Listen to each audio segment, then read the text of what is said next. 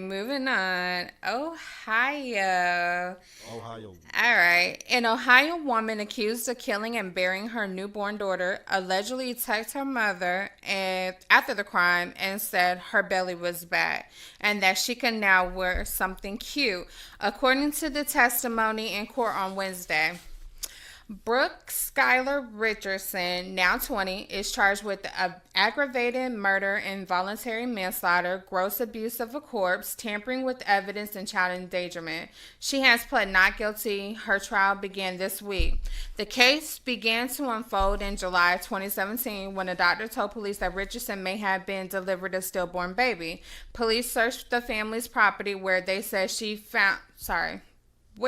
said they found the remains of a newborn girl in Richardson's backyard, then arrested the teen on multiple charges. Prosecutors alleged that Richardson did not want to be an 18-year-old single mom with college only a few months away. In the months after learning of her pregnancy, Richardson didn't return for an ultrasound, blood work, or any other treatment while ignoring calls from the doctor and assistants, prosecutors have said. But Richardson's defense attorney argued that the baby was stillborn and didn't meet the legal criteria to be considered a child. Lies. Lies. All lies. Stuff like this is so heartbreaking for me. I really hate these. And the reason being is because I'm pro-life, 1,000%. And I agree to abortion and women's rights when it comes down to things such as you know that your child is going to be born with a defect that's only going to allow the baby to be born, to live only, let's say, for a span of a day or two. And or if you know that the baby's going to have nothing but severe pain for the remainder of their life, why would you want to continue with that type of birth? I agree with abortions when it comes down to things such as molestation, rapes, and things of that nature. But to be pregnant, knowing you have a baby growing inside of you, a life, and you just decide to kill it anyways. And why wouldn't you just take the route of either giving the baby up for adoption and or safe sex? Or if you wanted to go that route, why wouldn't you just do an abortion or give the baby to a family member or something such as that, but not have the baby and kill the baby and then bury it in the backyard and then plead not guilty just because you don't want to be a single teenage mom? How many mothers are out there that are single moms that are doing it, going to college, graduated from college, became something, or just life? It's crazy to me. And for her mom to allow this to happen and not step up and do something about it, I just think the mom should be held accountable as well, and any other family that knew about this situation should also be held accountable. Well, from my perspective, just by listening and reading the story, first thing come to my mind, who the boyfriend is. 9 times out of 10, it's a black boy. Because if this was Tyler, Joseph, Justin, anybody like that, because they're not going to tell you the whole story. Because even through all that,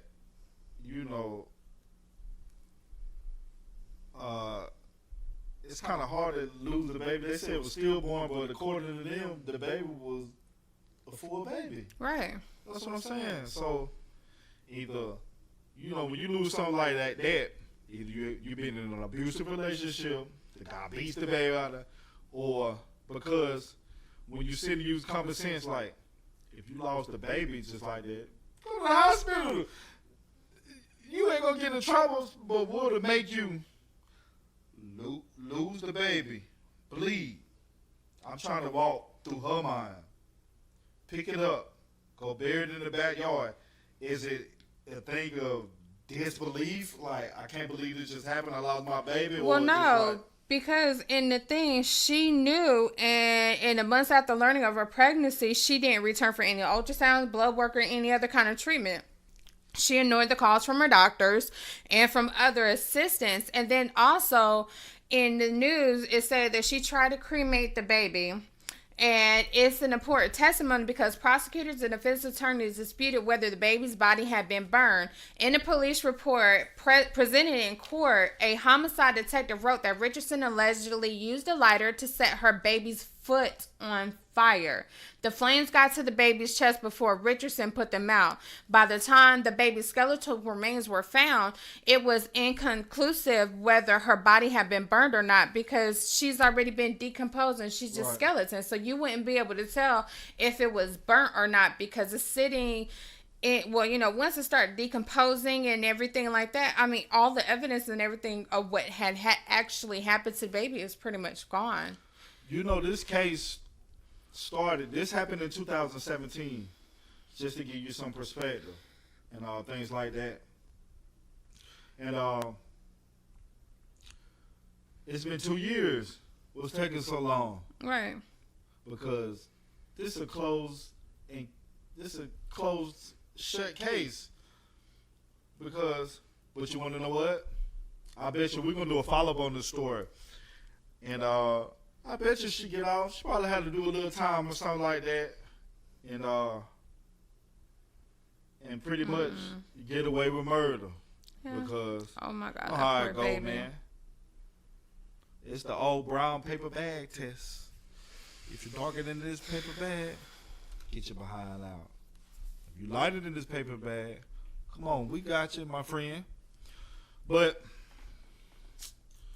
man, that's the way this thing go out here, man. These girls get, but no, that remind me of the special we seen with Dave Chappelle when he say, what? The abortion is, or taking the life of a baby, or keeping the, whether to decide to keep the baby or not is totally up to the woman. Right. And but to bring it around in the God's perspective, he said, so if it's a choice for you to kill or keep the baby, it should be a choice for us not to pay and do what we want. You see the special Dave Chappelle. He brought it away to like that because I 100% agree on that, and the only reason why I agree on that, because women should have rights no matter what. It's their body, their choice, and what they want to do with it. But when it comes down to creating and making a child, both of y'all lay down, had this kid unprotected, and you knew the risk of having unprotected sex. It could be STD, AIDS, HIV, etc., and pregnancy. So you know the risk of having unprotected sex and what can happen. And by creating life and knowing this is happening, both of y'all have a conversation. You say, hey, I'm not ready to be a dad. And she says, well, hey, I'm not ready to be a mom. If that's a choice that y'all made to go about it, then that's your choice. Right. That should be between you two. And if she still decides to have a child after you say no, you're relinquishing your rights and say, hey, I don't want any part of this. This is not what I want to do. Blah, blah, blah. And she decides to carry with the child anyways, that's something that she's agreeing to create as her own responsibility.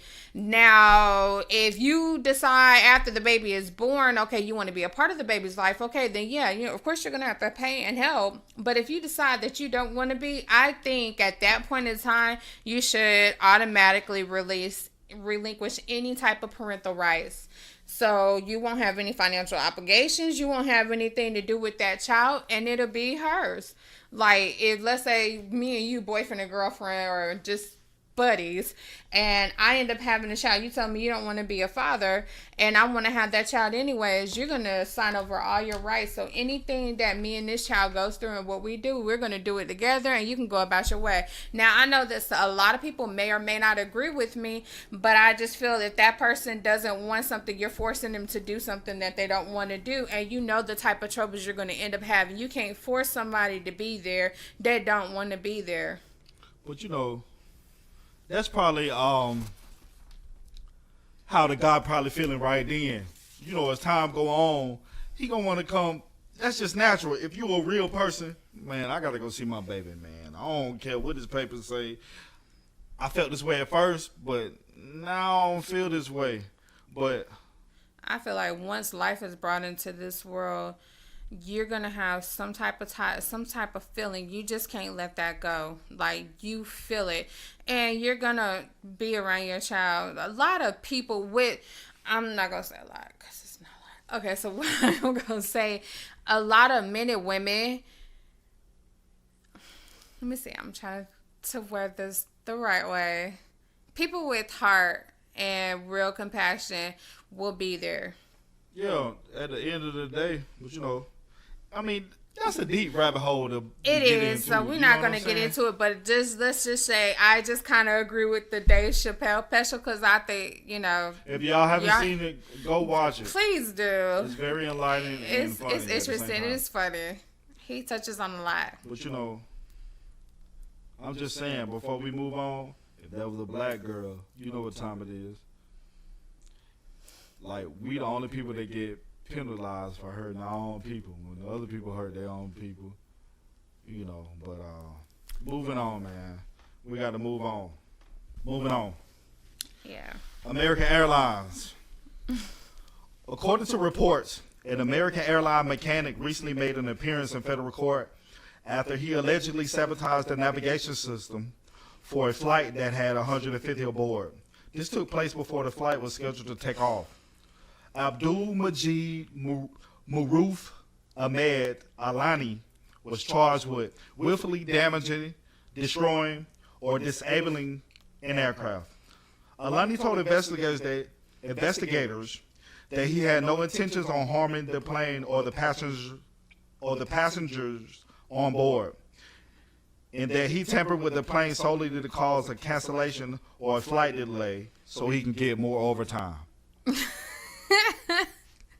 So, you got Abdul Majid Maruf Ahmed Alani tampering with the plane navigation system. It's something they ain't telling us, because how you even gonna get close to something like that to mess with the navigation system or something like that? Something got to be going on. You know what I'm saying? Because if I'm a person on that flight and I find out about this later, I'm terrified. I'm like, yo, I ain't flying American Airlines no more. You know what I'm saying? This comes out after we didn't already, you know what I'm saying, flew with you several times before, and y'all got Mr. Alani over here trying to sabotage the flight and bring us down mid-air.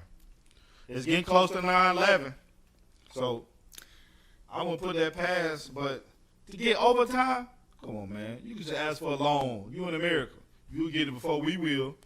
Yeah, he said that he confessed that he was set over a contract dispute between the union and American Airlines. He told investigators he'd been motivated by the potential for overtime pay and that he needed the pay, and that's as to why he did it. But he's still claiming that he wasn't trying to hurt nobody. He was just wanting more money. But yeah, You want more money? Start demanding. How you want more money, man? I mean, he might not make any good money. He's trying to mess with the navigation system. What he trying to send it to? The mountains? It didn't say this machinery monitor the plane, speed, pitch, No, and I was other being critical sarcastic. flight data. Well, I know that. But come on, man. American Airlines. That was funny. Or to use some brothers, man. You know, look at Soul Plane. Man, we'll hook that thing up. You know what I'm saying? You can enjoy your flight, play you some basketball, eat you some chicken. You know what I'm saying? Comfortable in the air. You know what I'm saying? Listening to you some Dr. Dre on it. You know what I'm saying? Over the intercom. Smoking. Or some Lil Nas X. They'll be definitely playing Oh, that. had Gay Man running the plane. Oh, yeah. Gay Man, he was doing some Gay Man. What did he say? What did he say to make them all run to the front? I forgot. Calling all games, he's calling all whatever he did. He said, calling our gay men, please go to the front or something. calling gay men, please to the front. So I can't they all remember, but came it was, running and to the all the front. cameras to the front.